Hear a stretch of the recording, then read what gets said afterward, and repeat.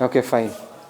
सो कल हमने क्या सीखा था कि अगर हम किसी मटेरियल को हीट सप्लाई करेंगे ना, उसका टेम्परेचर बदलेगा, right?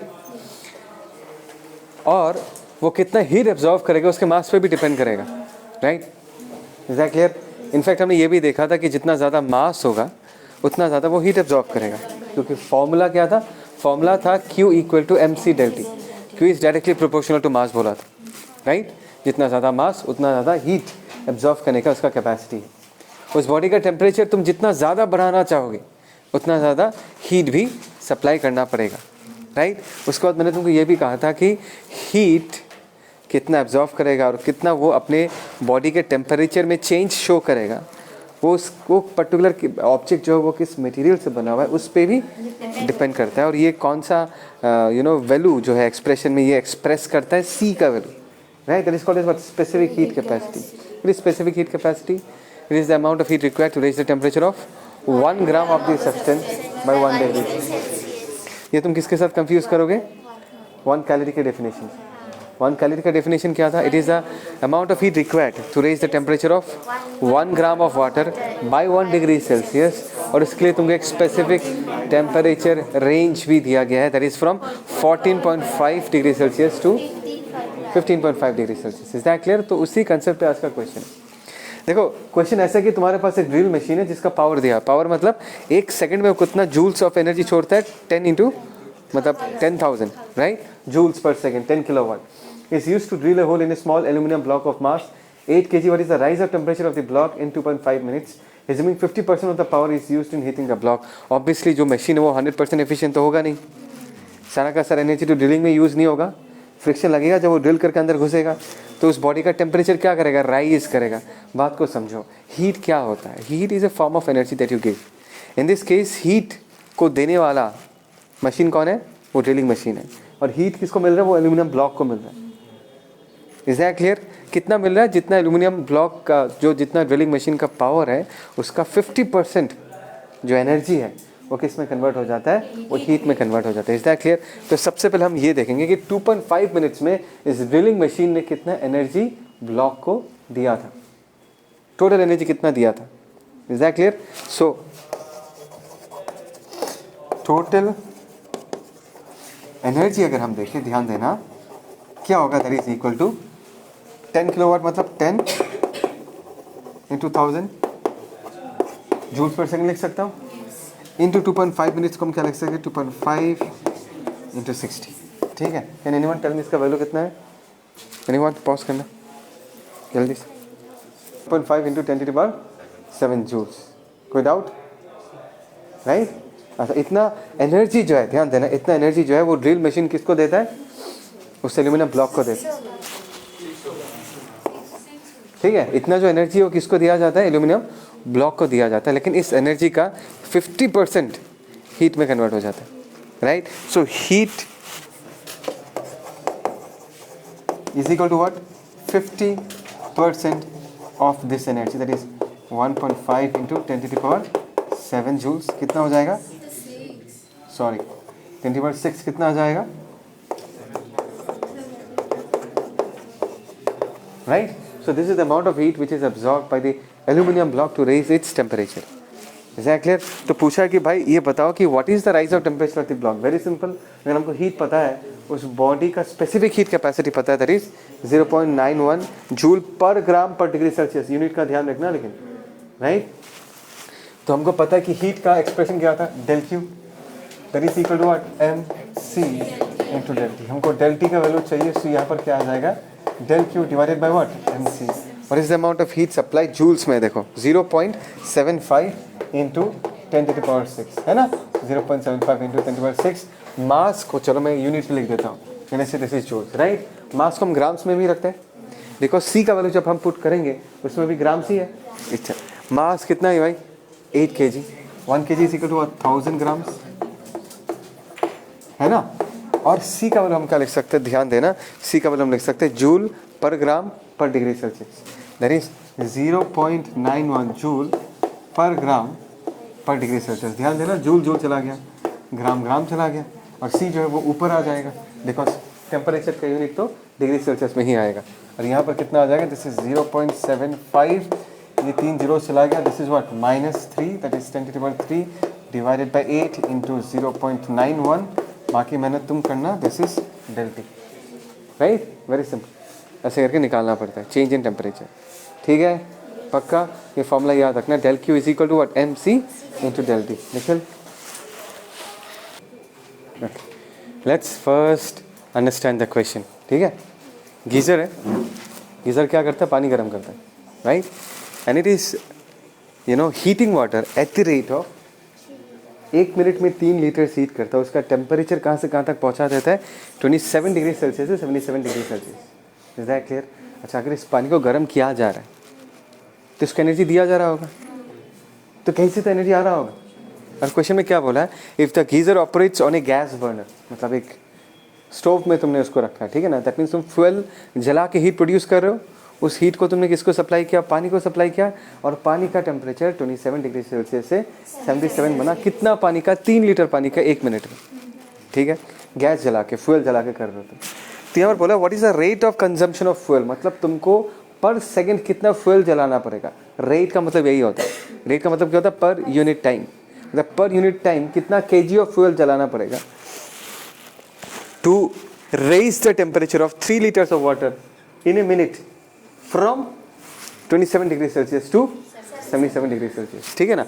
Heat of combustion of fuel क्या दिया हुआ, इसका मतलब क्या है, मतलब 1 ग्राम फ्यूल जलाओगे तो कितना हीट जनरेट होगा, 4 × 10⁴ जूल्स, समझ में आया, वेरी सिंपल। क्या बोला मैंने, 1 ग्राम फ्यूल जलाओगे तो इतना हीट प्रोड्यूस होगा, and specific heat capacity of water कितना दिया हुआ है, 4.2 joule per gram per degree Celsius, ठीक है। तो स्टेप बाय स्टेप करते हैं। सबसे पहले 3 kg पानी का वेट, 3 kg पानी का मास कितना होगा, 3 kg होगा, इज दैट क्लियर। 3 लीटर्स का 3 kg होता है, राइट, ओके। अभी ध्यान देना, इसका टेम्परेचर अगर 27 से 77 हुआ तो इसने कितना हीट एब्जॉर्व किया होगा, वो निकाल सकते हैं, is that clear. So heat absorb, ध्यान देना, हीट एब्जॉर्ब बाय वाटर, भाई उसके लिए तो फॉर्मूला यही है ना, ∆Q is equal to what mc into ∆T, that is ∆Q mc into ∆T, but भूलो मत हीट एब्जॉर्ब बाय पानी इन 1 मिनट में इतना हीट एब्जॉर्ब करता है, बात समझ में आया। तो ध्यान देना, मास कितना है इसका, 3 kg है ना, C का वैल्यू हम क्या लिख सकते हैं, 4.2 जूल्स पर ग्राम पर डिग्री सेल्सियस, देखो यहाँ पर ग्राम में दिया हुआ है, हम 3 kg को ग्राम्स में लिख देते हैं, चलेगा। तो 1 kg is equal to 1000 grams, ये लिखते हैं हम। C की जगह हमने क्या लिख दिया, 4.2 जूल्स पर gram per degree Celsius, right, and change in temperature 27 से 77 कितना होगा, 50 डिग्री सेल्सियस, है ना। तो ये 50 सेल्सियस चला गया, ग्राम चला गया, ऊपर क्या बचेगा, सिर्फ जूल्स बचेगा। In order to save yourself from mistakes, doing mistakes in case of unit, लिख देना यूनिट एक बार, जैसे मैं लिख रहा हूँ ना, तो क्लियरली दिखेगा, गलती नहीं होगा कभी भी, ठीक है ना। तो ये कितना हो जाएगा भाई, ये बताओ, दैट इज यहाँ पर 3000 इंटू 4.2 इंटू 50, फटाक से बोलो कितना हीट है ये, 6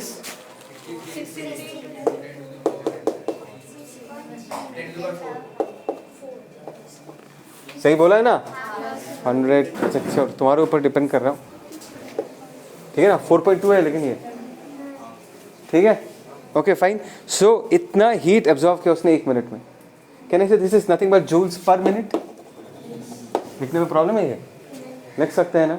तो कितना जूल्स पर सेकंड होगा, हीट एब्जॉर्ब्ड पर सेकंड, सुन रहे हो ना तुम लोग, कितना होगा, 63 into 10⁴ divided by what, 60, this is joules per second, मतलब 1 सेकंड में इतना जूल्स ऑफ एनर्जी चाहिए, बात को समझो, 1 सेकंड में इतना जूल्स ऑफ एनर्जी चाहिए, और एनर्जी देता कौन है भाई, फ्यूल जला के आप, राइट। और 1 ग्राम फ्यूल जलाओगे, ध्यान देना, 1 ग्राम फ्यूल जलाओगे तो कितना मिलेगा, 4 × 10⁴ जूल्स, इज दैट क्लियर। सो इतना 63 × 10⁴ जूल्स में 4 × 10⁴ जितना बार आएगा उतना ग्राम्स ऑफ फ्यूल तुमने जलाया। अच्छा चलो ठीक है, से m grams of fuel is burn पर सेकेंड। चलेगा अभी? यही है रेट, ये जो हम निकालेंगे ना, यही रेट है, बिकॉज दिस मच ग्राम्स पर सेकेंड होगा। ठीक है ना? या यहाँ पर तुम्हारा के ग्राम में दिया हुआ है, बढ़िया। चलो, सो m ग्राम बर्न करूँगा तो कितना एनर्जी रिलीज होगा? m ग्राम बर्न करने से 4, 1 ग्राम के लिए 4 × 10⁴, तो m ग्राम के लिए कितना होगा? m × 4 × 10⁴ जूल्स पर ग्राम। चलेगा? 1 सेकंड में इतना जलाया, और 1 सेकंड में इसको जलाने के बाद ना इसको इतना एनर्जी मिला, that is equal to this 63 × 10⁴ divided by 60 joule per second. बोलो, समझ में आया नहीं यार? पक्का?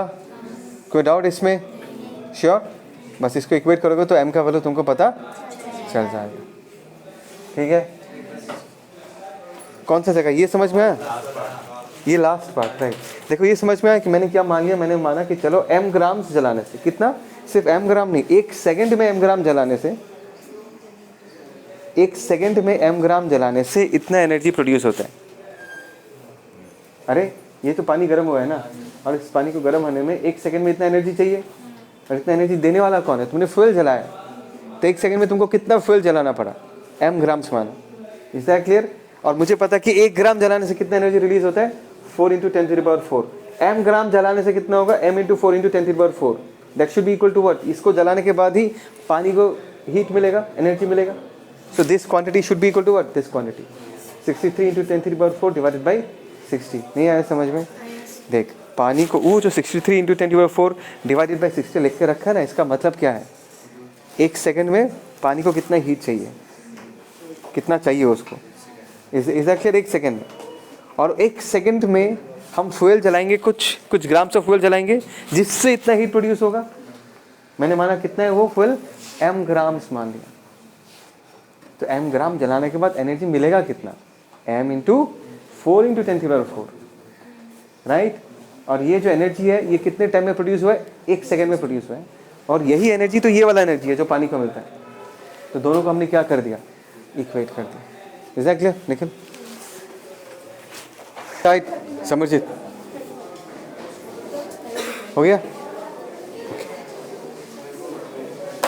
देखो, मैंने तुमको ये पहले बताया था कि heat is a form of energy, right. क्या हम काम करके हीट प्रोड्यूस कर सकते हैं?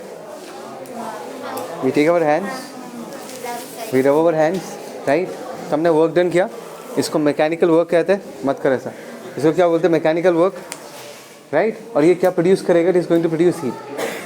क्या इसका रिवर्स पॉसिबल है? क्या हम हीट से वर्क डन प्रोड्यूस कर सकते हैं? हाँ, तो मैं एग्जांपल पूछ रहा हूँ। Exactly, steam engine, thermal power plants या स्टीम इंजन। क्या करते हैं हम लोग? कोयला जलाते, कोयला जला के हीट प्रोड्यूस करते, उस हीट को यूज़ करके पानी को स्टीम में कन्वर्ट करते। स्टीम को हाई प्रेशर में टर्बाइंस को हिट करते, टर्बाइंस गोल घूमना चालू करते। Is that clear? अगर टर्बाइन गोल घूम चुका है, इसका मतलब मैकेनिकल वर्क हो रहा है। Is that clear? और तुमने कहाँ से इस मैकेनिकल वर्क को डिराइव किया? From heat. Is that clear? समझ में आया? फॉर एग्जाम्पल, तुम भाग रहे हो, तुम सडनली गिर जाते हो, स्किड करते हो पूरा। फॉर एग्जाम्पल, ये घिस जाता है पूरा, कभी फील किया गर्म हो जाता है? होता ही नहीं होता, राइट। इसमें क्या कन्वर्ट हुआ? तुम्हारा जो मैकेनिकल एनर्जी था, kinetic energy, is converted into heat, right. तो मैं ये कहना चाहता हूँ कि heat and work are interconvertible. तुम्हारे पास अगर हीट है, तुम मुझसे काम करवा सकते हो, या तुम काम करके हीट प्रोड्यूस कर सकते हो। Is that clear? बात समझ में आया? तो मैंने यहाँ पर ये लिख के रखा है, heat and work are interconvertible. और ये देखा गया नेचर में, that the ratio of work done divided by heat generated. क्या बोला मैंने? Ratio of work done divided by heat generated, मतलब कितना काम करने से कितना हीट प्रोड्यूस होगा। ये जो रेशियो है, there is always a constant. बात समझ में आया? और उस रेशियो को, that is work done by heat generated, ध्यान देना, इस रेशियो को हम जे बोलते हैं। क्या बोलते हैं हम? J. J is called as a mechanical equivalent of heat, and that is equal to 4.2 joules per calorie, है ना, बिकॉज ये रेशियो किसका है, ऊपर वर्क डन का है, इसका यूनिट क्या है, जूल्स, और हीट का यूनिट क्या है, कैलोरीज, तो यहाँ पर यूनिट क्या है, joules per calorie. That means हम क्या कह सकते हैं, work done is equal to what, 4 point, मतलब ऐसा बोल सकते हो कि 1 कैलोरी, अगर तुम्हारे पास 1 कैलोरी ऑफ हीट है, तुम कितना वर्क डन प्रोड्यूस कर सकते हो, 4.2 joules of work can be produced. बात समझ में मैंने क्या कहा, मतलब तुम इस चीज़ को ऐसे लिख सकते हो, वर्क डन को अगर W लिखता हूँ, इसको अगर H लिखता हूँ, तो हम यहाँ पर क्या लिख सकते हैं, W is equal to what, J H। Pause करना, ओके, चलो चलो, जनता इस तरफ, everyone this side, a 60 kg body boy running at a speed of what, 5 metre पर सेकेंड। ध्यान देना, एक लड़का है जो कि भाग रहा है कितने स्पीड से, 5 मीटर पर सेकेंड के स्पीड से, और इसका मास कितना है, this is equal to what, 60 kg। Is that clear? While playing basketball falls down on the ground and skates along its legs until he stops। मतलब कुछ ऐसा समझ लो,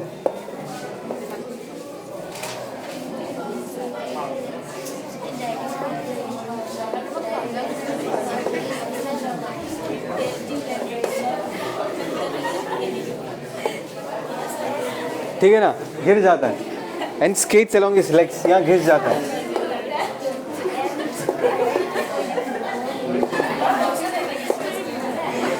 इज दैट क्लियर? पैर घिस गया। उसके बाद देखो ध्यान से, सर उस दिन भी बस में मैं ऐसे ही गिरी।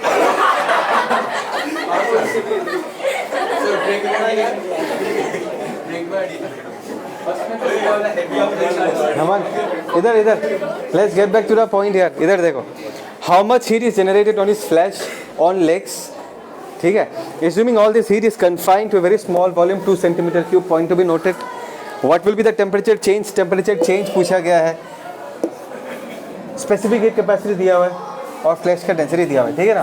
तो यहाँ पर हम कौन सा कंसेप्ट यूज़ करें, हम ये यूज़ करें, सबसे पहले तो ये सोचो कि उसका पैर का जो फ्लैश है वो गर्म क्यों होगा, बिकॉज हीट जनरेट हुआ है।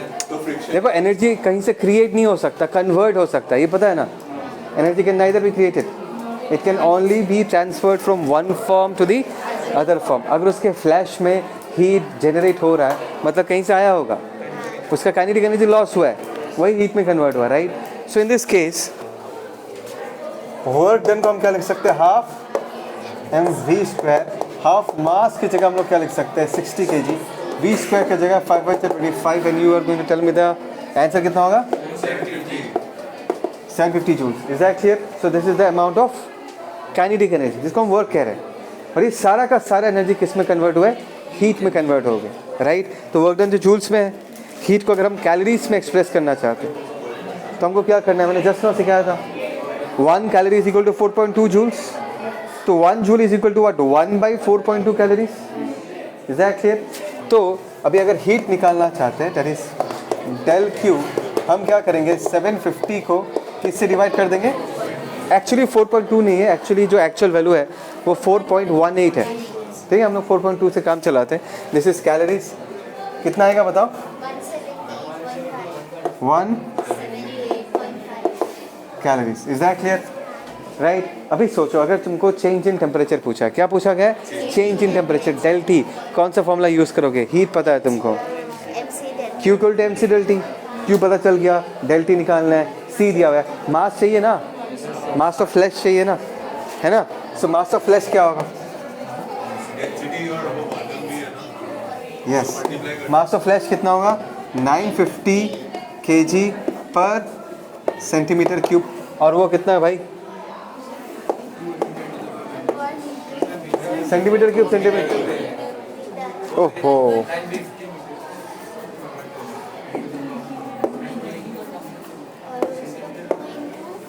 ठीक है ना, लिख सकते हैं। अच्छा, तो कितना आएगा,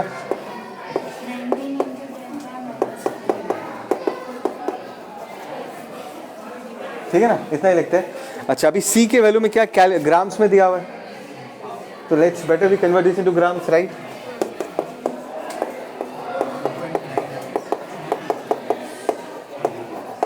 है ना, देखो 3 4 5 -6 -1 बचेगा, कितना हो जाएगा 1.9 ग्राम। Is that clear? बस हो गया। अभी हम फॉर्मूला यूज़ करेंगे तो Q equal to MC delta T. तो डेल टी का वैल्यू क्या होगा, delta Q divided by what, M into C। तो कितना कैलोरीज जनरेट हुआ था, देखो यहाँ पर भी कैलोरी है, लेकिन यहाँ पर अगर जूल होता तो हम जूल्स पुट करना पड़ता हमको, ठीक है ना। तो डेल Q की जगह हमने क्या पुट किया भाई, देखो 178.5 calorie. I prefer writing the units, it will save me from making mistakes, right. Divided by mass कितना है भाई इसका, 1.9 ग्राम्स। और C का वैल्यू हम क्या लिख सकते हैं, 1 calorie divided by gram per degree Celsius. देखो कैलोरी कैलोरी चला गया, ग्राम ग्राम चला गया, ये ऊपर आ जाएगा, तो तुमको डेल्टी पता चल जाएगा। सो this is the change in temperature of the flash. Is that clear? पक्का? निखिल हो गया डन? स्पेसिफिक हीट कैपेसिटी याद है, राइट? वो हम 1 ग्राम के लिए डिफाइन करते थे। क्या डिफाइन करते थे, 1 ग्राम सब्सटेंस है, इसका टेम्परेचर अगर 1 डिग्री सेल्सियस से बढ़ाना है तो उसको स्पेसिफिक हीट कैपेसिटी बोलते हैं। ये है हीट कैपेसिटी, वो है स्पेसिफिक हीट कैपेसिटी।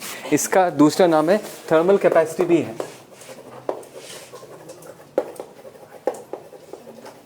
ये दूसरा क्या, this is also called as thermal capacity.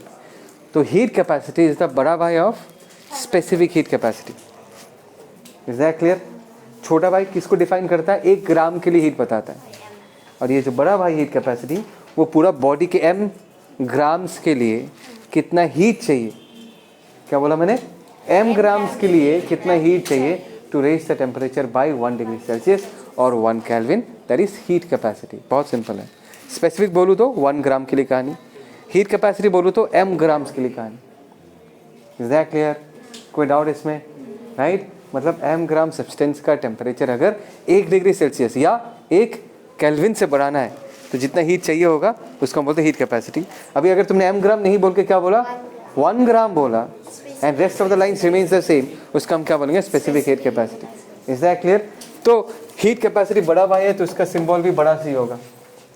Specific heat capacity का सिंबल क्या था, छोटा सी था। Is that clear? सो से अगर m ग्राम ऑफ सब्सटेंस है, राइट, इसको हीट कितना चाहिए होगा, अगर मैं स्पेसिफिक हीट कैपेसिटी का फॉर्मूला यूज करूं, specific heat capacity MC delta. अगर कैपिटल C के टर्म्स में लिखना चाहूं तो C इंटू डेल्टा टी। बात समझ में आता नहीं आता? बिकॉज m ग्राम का टेम्परेचर 1 डिग्री बढ़ाने के लिए C चाहिए, डेल टी बढ़ाने के लिए क्या चाहिए, C इंटू डेल टी। अगर मैं दोनों को इक्वेट करूं तो डेल टी कैंसिल आउट हो जाएगा। तो बड़ा भाई एंड छोटे भाई के बीच रिलेशन क्या है, दिस इज द रिलेशन कि थर्मल कैपेसिटी या heat capacity is equal to what, m into specific heat capacity. बस यही है, m into specific heat capacity is heat capacity या थर्मल कैपेसिटी। याद रहेगा, बहुत ही सिंपल है, लोग कन्फ्यूज हो जाते हैं। स्पेसिफिक हीट कैपेसिटी 1 ग्राम के लिए, हीट कैपेसिटी m ग्राम्स के लिए। चलेगा? इस क्वेश्चन को देखें, क्या बोला है, 2 bodies of same heat capacity. क्या सुनाई दिया तुमको, सेम हीट कैपेसिटी सुनाई दिया, मतलब दोनों का बड़ा सी सेम है। Is that clear? अगर दोनों का बड़ा सी सेम है, ध्यान देना, पहले वाले का हीट कैपेसिटी अगर C1 है, दूसरे वाले का हीट कैपेसिटी C2 है, तो बड़ा C1 इज इक्वल टू बड़ा C2। और C, बड़ा C का फॉर्मूला हमने क्या सीखा है, m इंटू छोटा c। तो हम क्या लिखेंगे, m1 into C1 is equal to what, m2 into C2। चलेगा? ये हमारा पहला रिलेशन है जो इस क्वेश्चन में दिया हुआ है। 2 bodies of the same heat capacity if they combine to form a single composite body. दोनों को मिला दिया और एक बड़ा बॉडी मारा। इसका मास कितना है, m1, इसका मास कितना है, m2, और इस कंबाइंड सिस्टम को दोनों को जोड़ने के बाद जो सिस्टम का टोटल मास होगा वो होगा m1 plus m2। Show that the equivalent specific heat of the composite body. इसका जो इक्विवेलेंट स्पेसिफिक हीट है, स्पेसिफिक मतलब छोटा भाई, उसको मैं छोटा सी इक्विवेलेंट लिखता हूँ।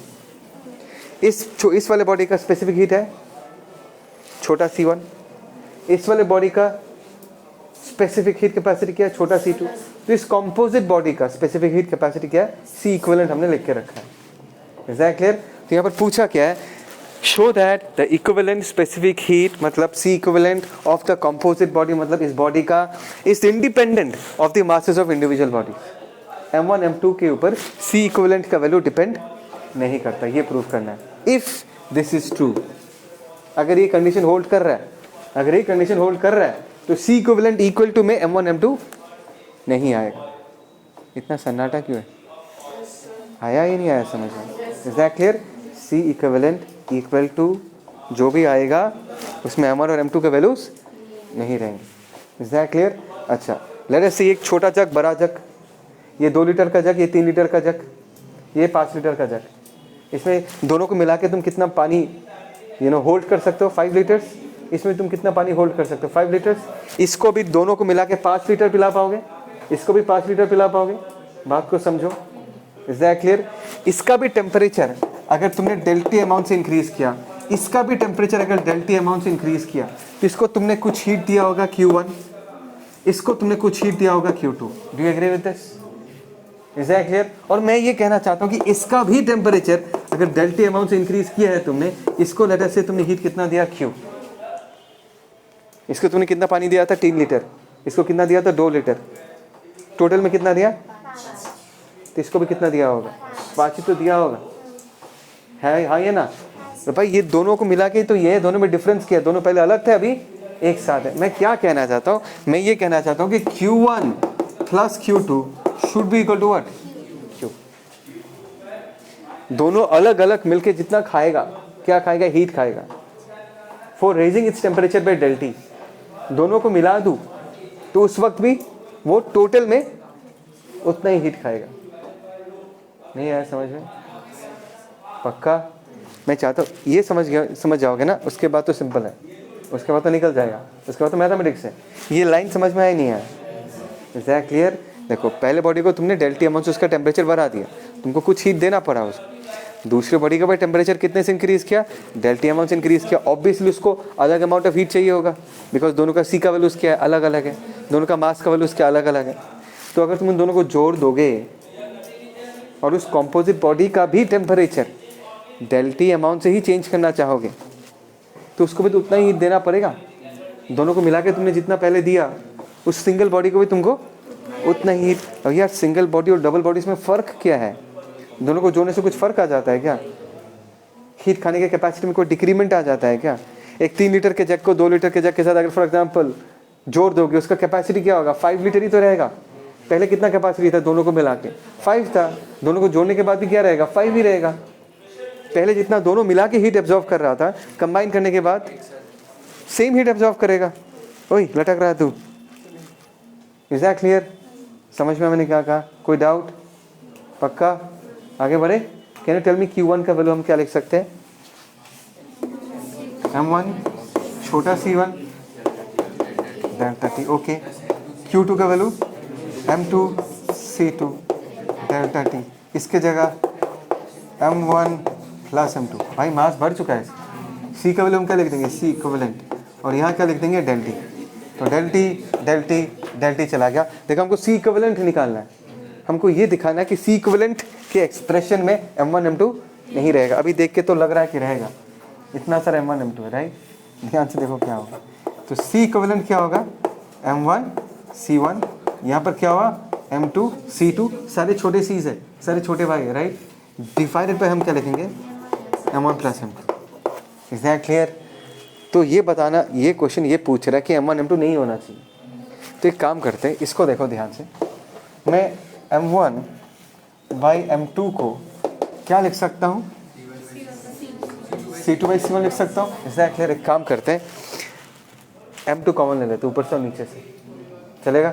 अगर ऊपर से M2 कॉमन लूँगा तो यहाँ पर क्या आएगा, M1 by M2 into C1। यहाँ पर क्या होगा, C2 बचेगा। नीचे से अगर M2 कॉमन ले लिया तो यहाँ पर क्या होगा, M1 बाई M2 प्लस 1। किसी को कोई डाउट है? हो गया सॉल्व? बिकॉज अभी हम M1 M2 को किस में रिप्लेस कर सकते हैं, C2 बाई C1 से रिप्लेस कर सकते हैं। यहाँ लिख देता हूँ M1 बाई M2 को हमने क्या लिखा, C2 by C1 into C1, है ना? प्लस C2 तो वैसा ही रहा, और M1/M2 की जगह हम क्या लिख सकते हैं, C2/C1 प्लस 1, ये चला गया है ना।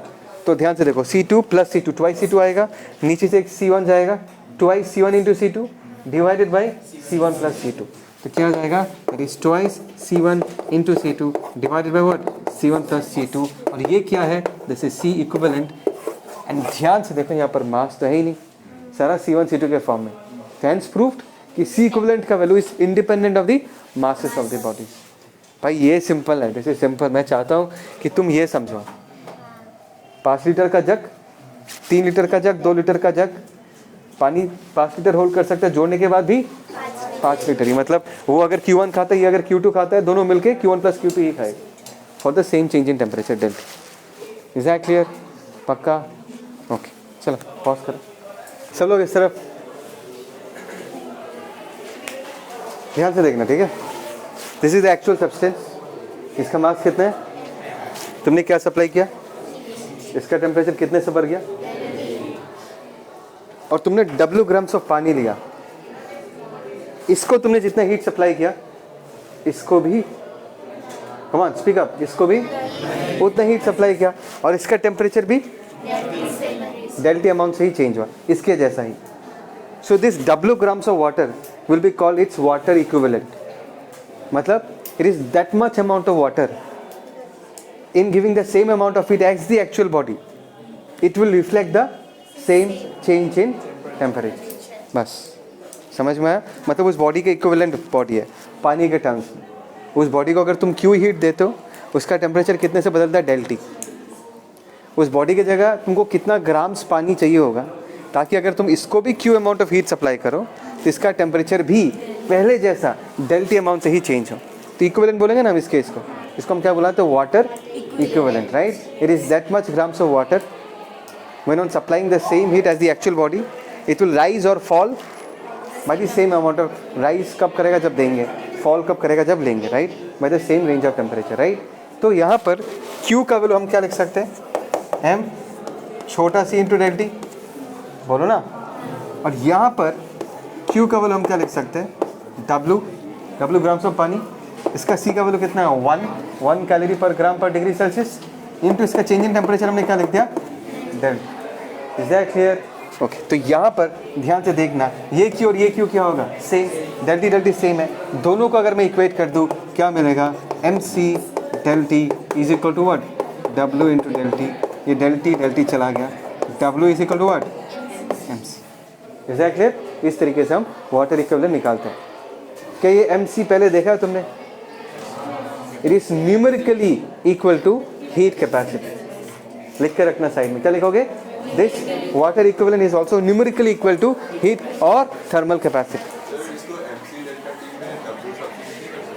क्या